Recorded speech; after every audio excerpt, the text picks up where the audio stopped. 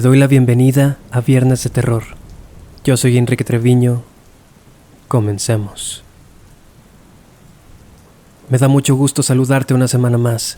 He estado un poco ausente, principalmente en mis redes, debido a la reciente carga de trabajo que he tenido, la cual me ha sacado de la ciudad un par de veces. Estoy de vuelta, sin embargo, y tengo muchas ganas de crear más contenido para ti y las demás personas que me siguen y alimentan este pequeño proyecto. Si deseas apoyarme, la mejor forma de hacerlo es que sigas el podcast en cualquier plataforma que utilices para escucharlo, así como suscribirte a mi canal de YouTube y me sigas en Instagram y TikTok. Todos los links están en la descripción de este episodio. Hay lugares que albergan historias complejas y muy antiguas, lugares donde ocurrieron cosas terribles o que fueron testigos de la peor faceta del ser humano.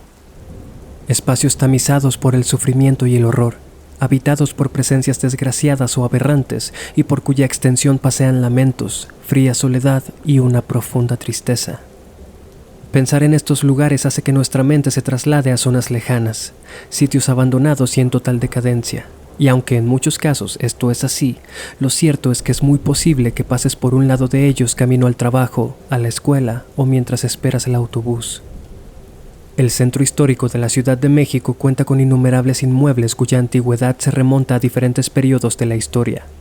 Al volverse parte de la cotidianidad citadina, su presencia puede pasar desapercibida para la gran mayoría, aunque ahí dentro se hayan cometido atrocidades difíciles de concebir, particularmente en nuestros días.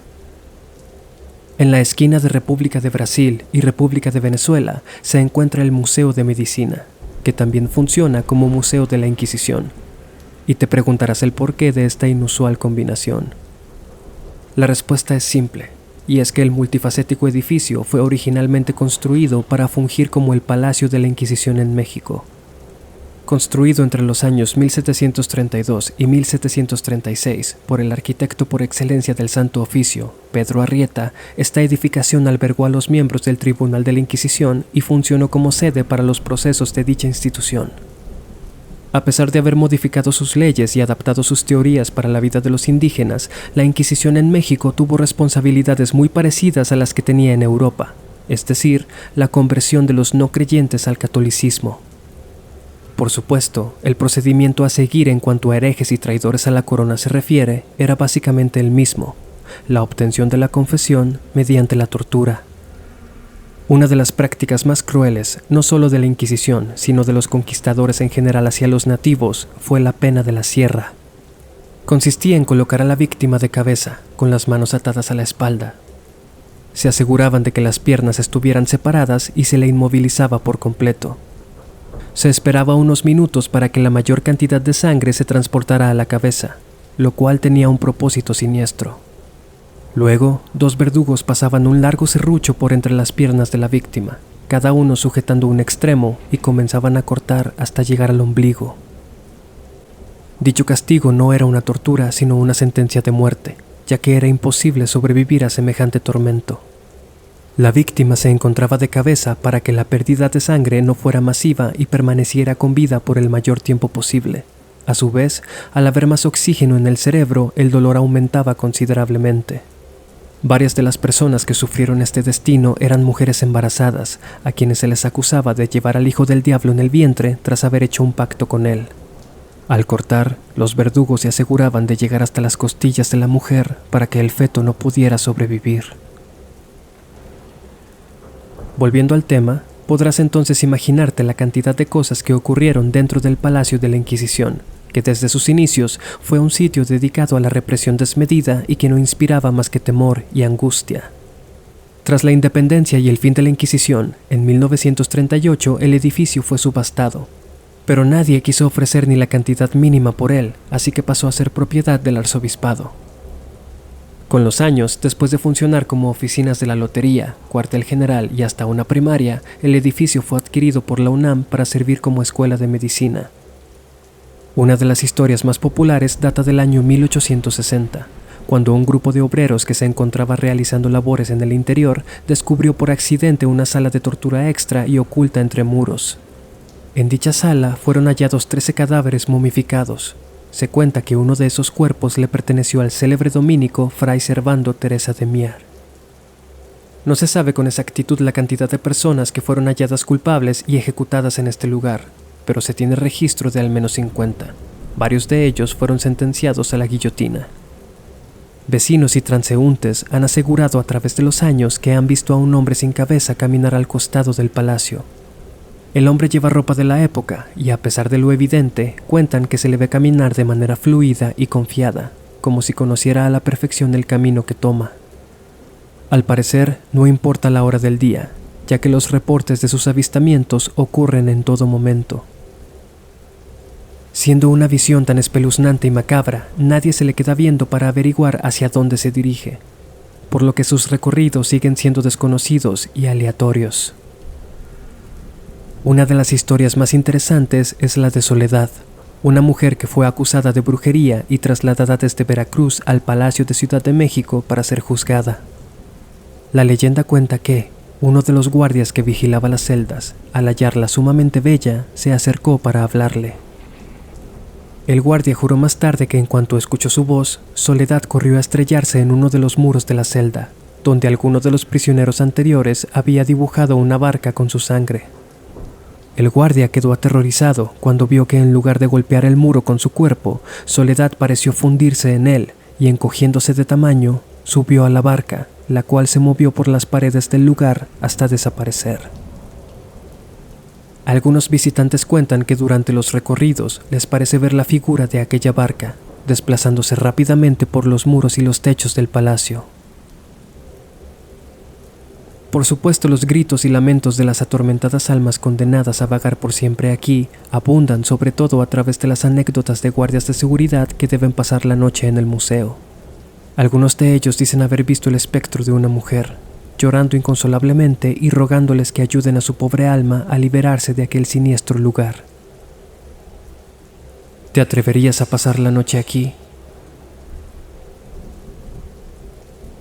En el primer episodio de Hospitales Malditos, el cual te recomiendo escuchar, mencionamos al famoso Hospital Juárez, ubicado en la delegación Gustavo Amadero de la Ciudad de México. A este hospital se le adjudica la historia de la planchada, aquella misteriosa y amable enfermera vestida con uniforme antiguo pero impecable y que se le aparece a pacientes en etapa terminal brindándoles confort. Sin embargo, esta no es la única leyenda que rodea este hospital, que por cierto sigue en funcionamiento.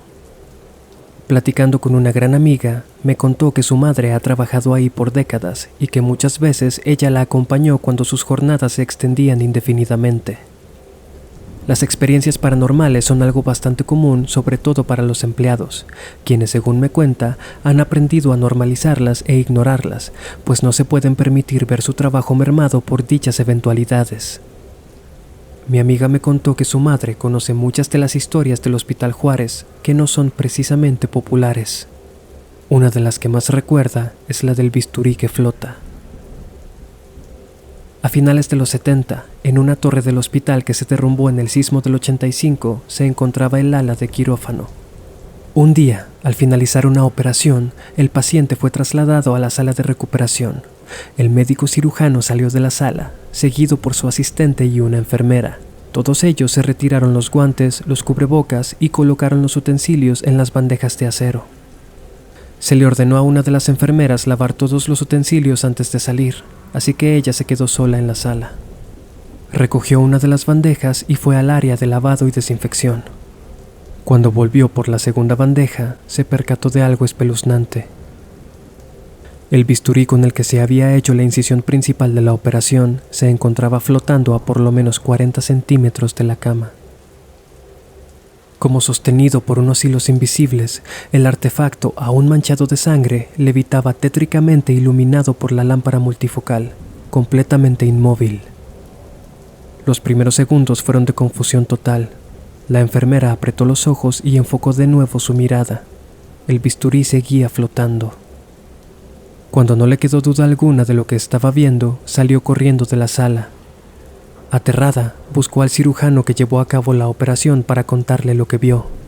Lo encontró un par de pasillos más allá, y tras escuchar su historia, el hombre no pudo evitar tomar una actitud burlona. Sin embargo, cuando vio lo alterada que estaba la enfermera, cedió ante su exigencia de acompañarla de vuelta al quirófano para verlo él mismo. Mientras caminaban, la enfermera, con la cabeza un poco más fría, comenzó a caer en cuenta de que seguramente al llegar el bisturí se encontraría en la bandeja de nuevo, haciéndola quedar como loca y poniendo en peligro su empleo. Comenzó a preocuparse, pero no supo cómo retractarse. A fin de cuentas, estaba segura de lo que había visto. Para su sorpresa, cuando cruzaron juntos las puertas del quirófano, el afilado instrumento aún estaba flotando. Solo el tiempo suficiente para que el cirujano también pudiera verlo. Entonces cayó en la bandeja produciendo un sonido metálico. Ambos se quedaron en absoluto silencio, observando aquella bandeja. Luego de unos segundos, la enfermera miró al cirujano y pudo notar una expresión de asombro y terror en él. El hombre parpadeó varias veces, se aclaró la garganta y le ordenó nunca mencionar a nadie aquel incidente. Ambos salieron del quirófano callados y volvieron a sus labores. Antes de continuar con las historias, te sugiero que te suscribas a mi canal de YouTube y actives las notificaciones para que no te pierdas mi contenido. Recuerda seguirme en Instagram y TikTok, donde me encuentras como Viernes de Terror Oficial.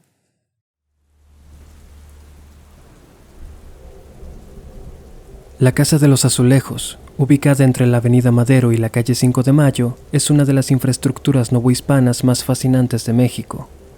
Se dice que fue construida en 1737 como resultado de un capricho. El padre de una adinerada familia le dijo a uno de los hijos que era tan holgazán que nunca podría construir una casa de azulejos. Este, aceptando el reto, cubrió la famosa casona con azulejos pintados a mano traídos desde Puebla. La historia de esta casa es tan extensa como compleja. Desde su edificación y hasta el siglo XX pasó por numerosos propietarios que por una u otra razón la abandonaban. Así pues, dicho inmueble ha sido testigo de cuantiosos eventos tanto interesantes como trágicos. Uno de dichos eventos ocurrió en 1828 y se le conoce como el Motín de la Acordada. Un 11 de septiembre de ese año, tras disgustos por los resultados de las segundas elecciones del país, entre otros asuntos políticos, hubo una fuga masiva, saqueos y disturbios frente a la prisión de la Acordada.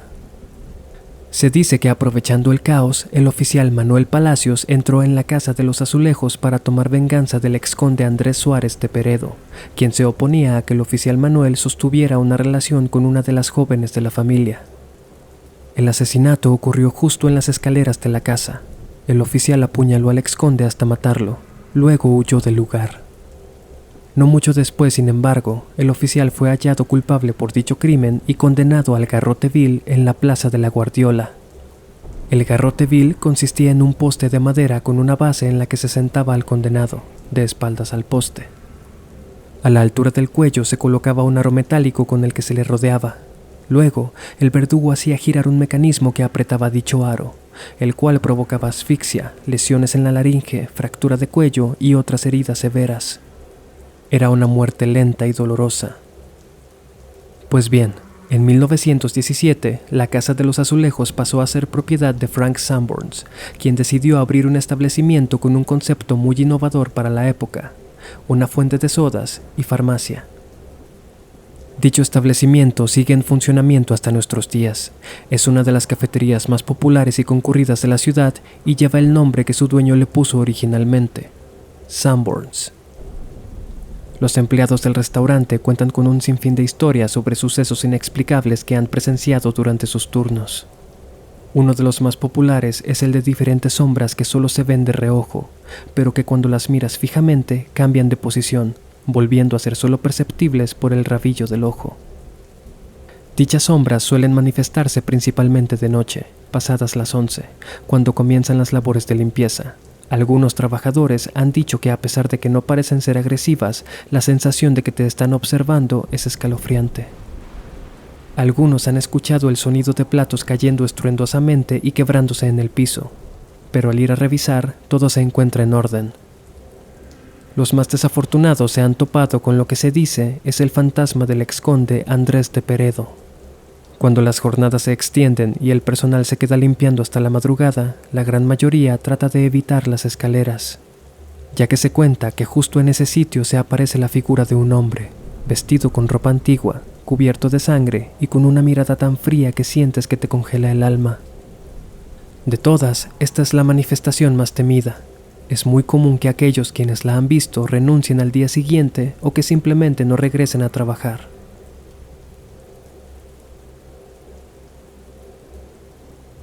Desde el Zócalo y hasta el Panteón Británico en Ciudad de México se encuentra la que se considera la calle más antigua de América, Tacuba.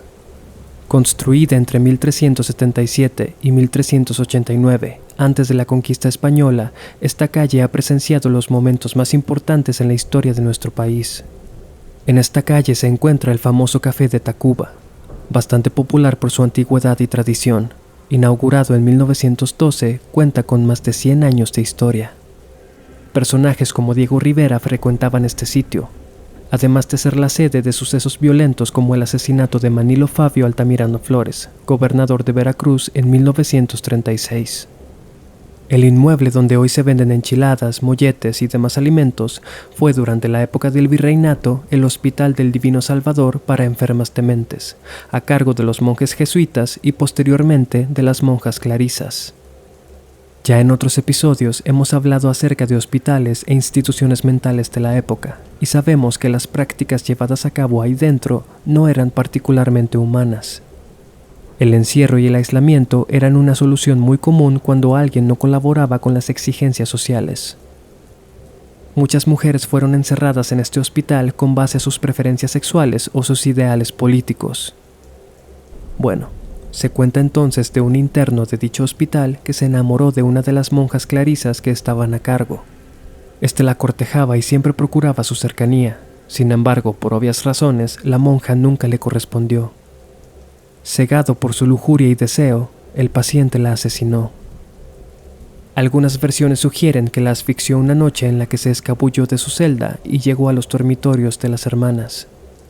Otras dicen que la mató a golpes en el comedor del hospital. Ante la mirada atónita e impotente de muchos, la golpeó en la cabeza varias veces con un banco de madera y cuando lograron someterlo, era demasiado tarde. Muchas personas tratan de desacreditar esta leyenda argumentando que es imposible que un paciente se haya enamorado de una de las monjas, dado que el hospital era exclusivo para mujeres. Pero creo que tanto tú como yo podemos identificar dónde se encuentra el absurdo en esa teoría. En 1910, el Hospital del Divino Salvador para enfermas dementes fue cerrado y se trasladó a las internas al manicomio de la Castañeda. Durante los siguientes 2 años, el lugar funcionó como lechería hasta la inauguración de la cafetería en 1912. En cualquier caso, empleados del Café de Tacuba afirman haber visto a una enfermera deambular por los baños o la cocina. Con el tiempo y tras varias manifestaciones, se concluyó que aquellas visiones no eran de una enfermera, sino de una de las monjas clarisas que habitó el lugar. Los más veteranos en el café la conocen como Sor María del Sacramento y aseguran que es completamente real. Muchos la han visto deambular por el lugar sin rumbo fijo, pero otros recuerdan haber sido ayudados en sus labores por una amable y joven mujer vestida como una enfermera religiosa. Es increíble pensar en la cantidad de historias que resguardan los edificios del centro histórico de la capital mexicana. Provoca vacío pensar que a veces estos lugares son habitados por más muertos que vivos.